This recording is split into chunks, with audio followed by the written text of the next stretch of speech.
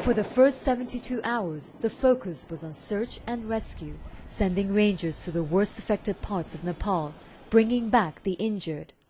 A week on, as Nepal moves to the relief and rehabilitation phase, criticism is rife. The Nepali government is receiving a lot of flack right now. There's accusations of stockpiling, of bureaucratic bottlenecks, but on the ground here, we're seeing goods move pretty quickly. In fact, most of these temporary warehouses are empty. This is the staging area, set up by the United Nations World Food Programme weeks before the earthquake hit. The problem is getting enough aid to meet the scale of this disaster into Kathmandu. That's very challenging. The airport is small and the roads are difficult. So that's problem number one. The second problem is, of course, reaching the affected population, most of which are in very, very remote mountain communities. Is there an issue of customs or stockpiling? Is there inefficiency in terms of the government here? No, not that we've seen.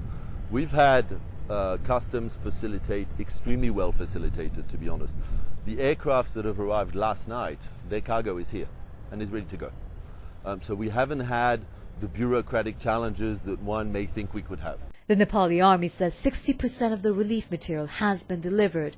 On average, helicopters are doing 100 sorties a day and trucks the same. This is where all the relief material is being airlifted from to areas inaccessible by road. So you've got dry fruits from India, blankets from China over there, rice from Myanmar, all of this waiting for the helicopters to arrive so they can be dispatched. The helicopters take some time to arrive. There's only 20 of them. Desperation and frustration is increasing, though, because many of those who need aid most have yet to receive it.